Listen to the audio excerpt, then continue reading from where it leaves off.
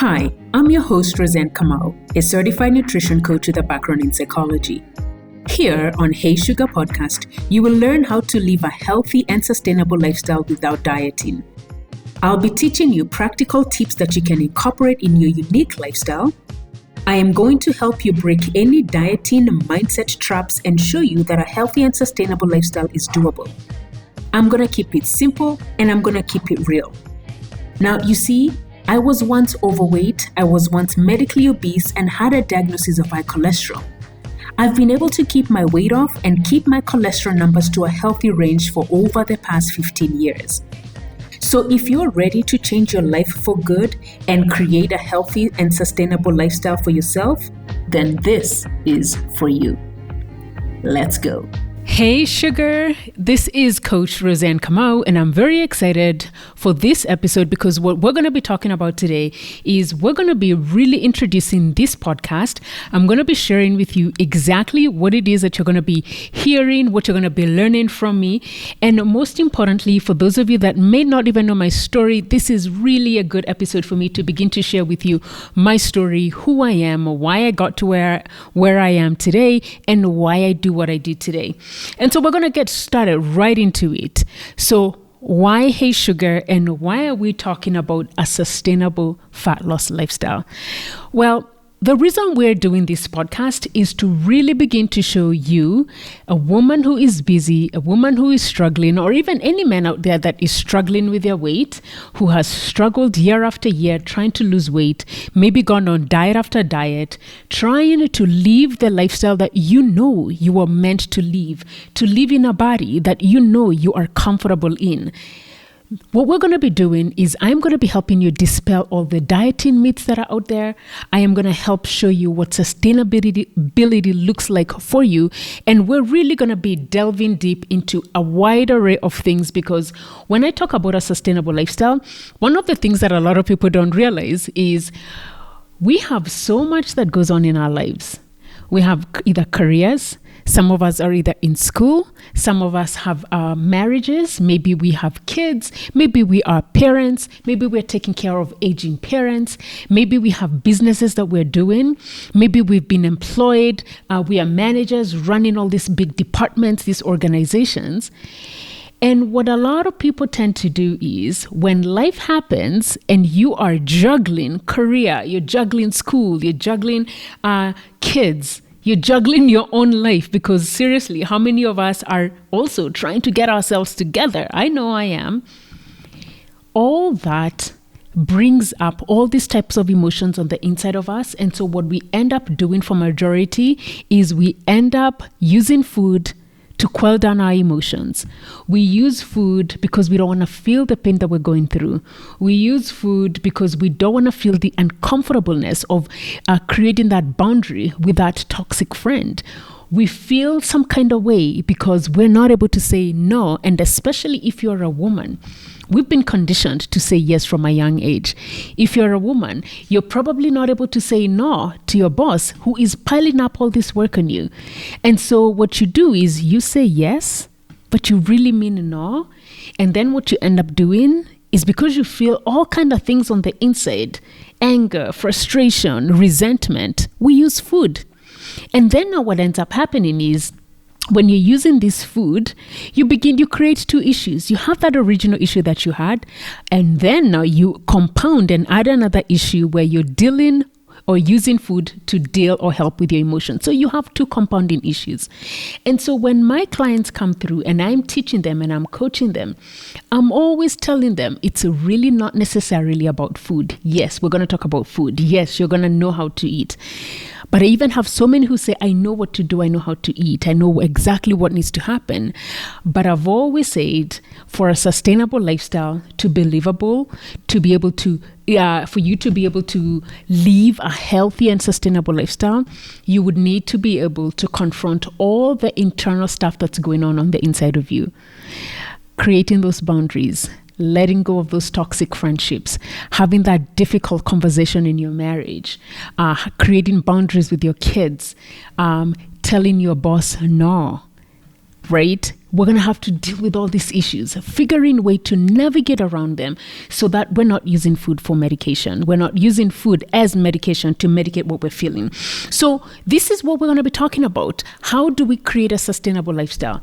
When it comes to food and you're wanting to lose fat, the biggest thing that I've seen a lot of people do is at one point, you wake up, you look in the mirror, you do not recognize who is looking back at you. You're like, who is this person? Instinctively, you either feel frustrated, you feel angry with yourself, you probably feel annoyed at yourself, you probably even have a pity party because listen, y'all, I once was there. And once you have that pity party, you go online and you're Googling and you're saying, okay, what is the next best thing to do? Which diet do I need to hop on so that I can lose all this weight, so that I can look different, I can have a different body so that I look nice? And yes, the fact that you're wanting to change your body, that in itself is an indication you're not living to your truest, highest self. And so yes, what you're doing is the right thing. But the unfortunate thing is a lot of people are always looking for quick fixes. We're looking for the quickest results. We're looking for the fastest results. And how many of you know that up until now, that does not work? How many of you have tried diet after diet and you know that stuff doesn't work? Where you're told to eliminate carbohydrates, or you are told you've got to only drink juices, or you're told you got to follow a certain very specific prescriptive meal plan. How many of you have tried those things and you know they just don't work? And there's a reason they do not work. There's a reason they don't work. And so I'm going to be sharing all this with you in this podcast, because for us, it's to really delve deep and to really understand what are the sustainable things that you need to do for yourself. And so what I'm going to be sharing with you is I want to share with you my own story, how I got started and why I decided I needed to do what it is that I'm doing today.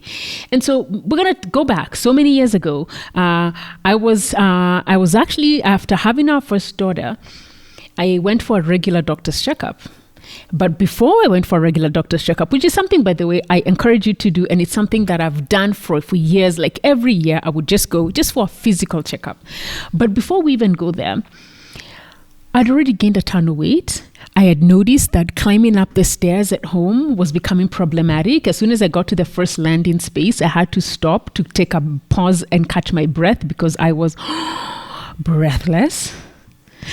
I had also noticed, I was beginning to wear bigger clothes because I generally liked form-fitting clothes, but now I'd actually started wearing bigger clothes to hide my body.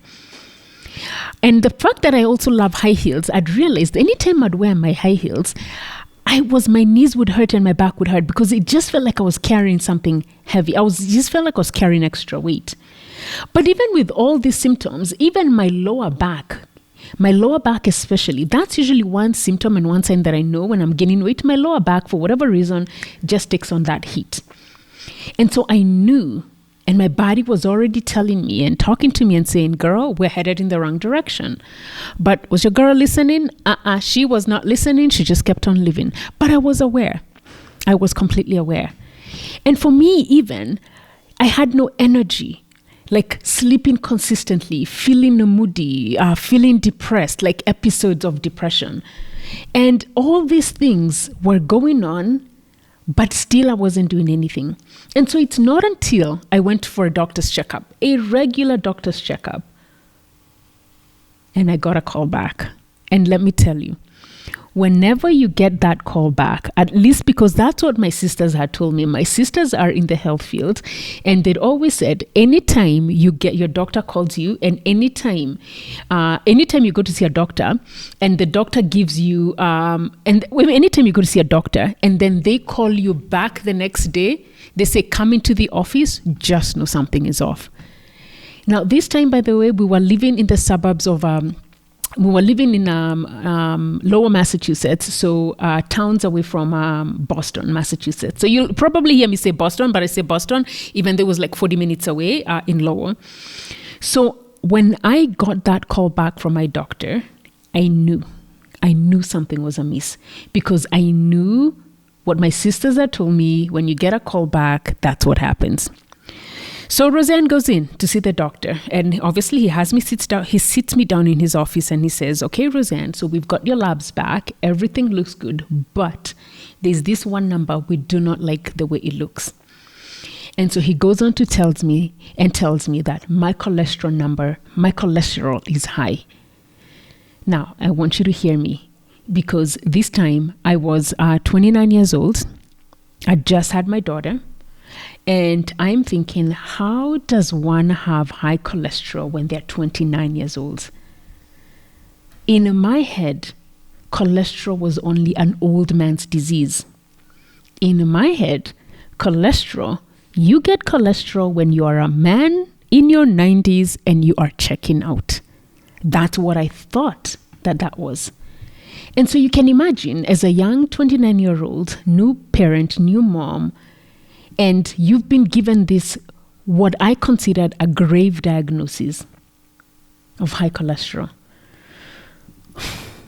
And I remember being scared.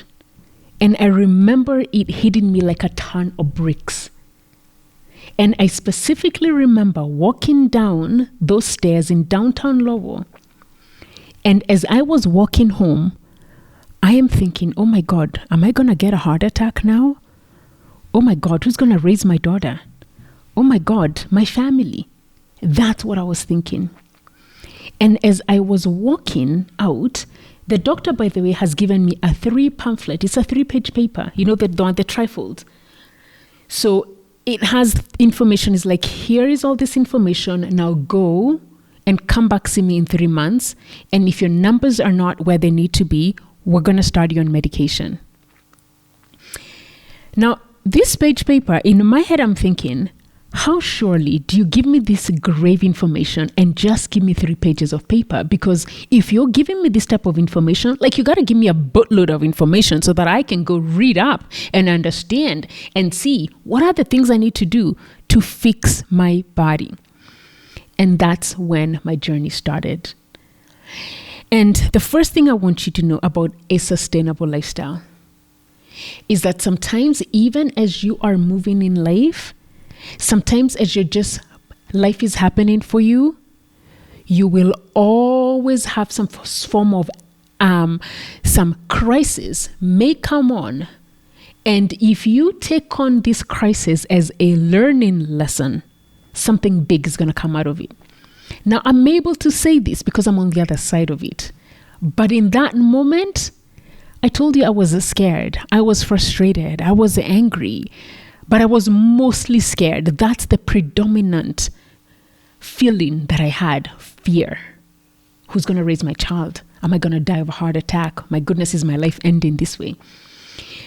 But then something else also snapped on the inside of me. And it was some form of radical transformation that literally happened on the inside. And that for me is when my transformation started. Because I decided and I made a decision that this was going to be the end. I would do everything in my power to live a healthy lifestyle. I would do whatever needed to be done so that when I go back to see the doctor in those 3 months that he gave me, my numbers had to shift. And so as I walked home and as I walked upstairs, and I remember telling my husband what the doctor has said, and I read this 3-page pamphlet, I went to the law library and I picked up books on heart disease, high cholesterol. That's what I did. And so that's when I started doing my research, really trying to understand, what do I need to do? What are the steps I need to take? And everything they said I do, your girl did it. It was a radical transformation on the inside, because for me, there's no way I wanted to die so young. And I wanted to raise my child. And I wanted to be healthy. And so I did that. And I started working on myself. I started looking at the foods that I was eating. I changed the food that was in my pantry, in my refrigerator. I literally changed everything. We used to buy chapo from a lady in Lowell. Hey, what's up, Mama Dan? And I decided, you know what? Because those things were stuffed up in my freezer. Because, you guys know, if you know chapati, it's like this. You make it with flour and sugar and water, and you roll. You fry it. It's like you make this dough, so it's almost doughy. It's really good. You fry it. So we used to have a lot of that, and that's actually my favorite food. But anyway, so I changed my life completely. I decided my actions completely because I needed to make sure that those numbers were different. So as I continued to work on myself, I also started going to the gym. Now I wasn't sure what to do, so I used to go to the Y in Lowell, and I started going to the gym, and I would just go to the treadmill and I would do abductor, adductor. I didn't know what I was doing, but I know at least I was moving my body, right? I was trying something. So I got to give myself props for that. So fast forward, 3 months later, I go back to my doctor, and he takes my labs and he says, Roseanne, whatever you're doing, keep it up because your numbers are in the healthy range. And when he said that, the next thing I thought was, how quickly does the body change? You mean 3 months is enough for your body to change? And that now got me into a rabbit hole of wanting to understand more about the human body, of wanting to understand more about how does the body shift that quickly? I mean, does it really happen? Did my blood and lipid levels drop that quickly? Does the body change that quickly? And so I got down to doing research to understand about the body. And in the process of learning and understanding about the body, I continued to do this work. I hired a trainer because for me, I was like, I need to get somebody to show me and to help me exercise better. So I hired this guy where I would drive 30 minutes from our home to Tingsboro, Massachusetts, and I would go do exercises with him. And I loved the exercises that he was doing. Actually, let me tell you. And then when I started going to work out with Robbie, one of the things that happened in the process of going to the gym, this is how badly I wanted to change, y'all. This is how badly I wanted to change. It was in the middle of winter. I remember schools were closed, roads were shut down. And so they, the televisions and the radios were like, no driving, buses have been closed. I mean, not buses, roads have been closed, schools have been closed. So today everybody stays indoors, so they can clear the snow. And so Robbie, we would go check our email every day to let us know, okay, what we were doing the next day. Like he would always send us an email to say whether boot camp is on, where we were going to be meeting, because sometimes he would vary the locations or the exercises we're doing. Anyway, so I remember going to check my email and it said boot camp is on. The next thing I thought was, is this guy crazy? Schools have been shut down, roads have been shut down. But you know what I did? I remember myself outside shoveling my car and removing the snow. And I drove down Route 3. And I remember near exit 32, Drumhill, Chelmsford. As I was driving down, I remember saying to myself, oh my God, you really want this? Yo, I told myself that, like, I'll never forget that. And that is one of the ways that I knew deep down I really needed to change. And so fast forward, I change my lifestyle. I lose a ton of weight. My friends now are asking me, what are you doing? And so I start teaching and I start telling my friends, these are the things I'm doing. 2 years down, friends would come over. I love hosting at home. I love inviting guests over. I love having people over. So we'd be hosting and everyone had noticed that I'd lost some weight. So they'd be asking me, okay, Coach Roseanne, what did you do? And this is what I'm going to be teaching you. So I'll tell them what I did.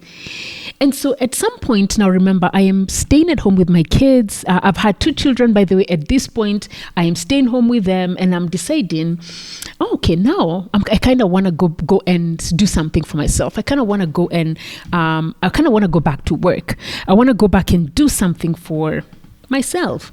And I didn't want to go back to my corporate job because I felt like I'd reached the ceiling. I didn't want to do, doors banging, just bear with me. I didn't want to do the corporate job. And so at this point, I'm trying to decide what I want to do with my life. And I remember talking with my husband and I remember him saying, Well, Shiko, you talk about fitness all the time. You talk about nutrition all the time. When friends come over, you're a party pooper because all you do is talk about nutrition. So why don't you do something in that field? And then I looked at him and I said, gosh, but I enjoy doing that. Then he looks at me. What I always say, he looks at me cross-eyed. He didn't, but that's the way he must have done it in his head. Because as women, how we know how to cross-eye our eyes, like, duh. So he looks at me and he says, you watch Oprah all the time. Because I'm a binge watcher. I used to watch Oprah and I still listen to Oprah all the time. She's like, you watch Oprah all the time. What does Oprah say? Oprah says, do the things that you love and find a way to help people or merge your profession with helping people. And something else hit on the inside. Like it just made perfect sense on the inside. And so that's actually now what I started doing. And so before I even fully committed, I started coaching some women at Shed Park in Lowell, Massachusetts. I started out with my sisters. By the end of that summer, I had 28 women that I was coaching. And I really want to thank all those women. Every time I give this story, I don't know, I get so emotional. Because these women that I started coaching, what happened is after the summer was over, for me, it was clear I wanted to do this. But what really made it super clear for me, there was 3 or 4 women who came back to me and they said, their doctors are so happy with their results. And they've said, because they had either diabetes, actually most of them had diabetes, type 2, and high blood pressure. And so they said, the doctors are so happy with our results, with what I'm doing. Let me just pick one. The doctors are so happy, they want me to continue doing what I'm doing. And that, for me, nailed it for me.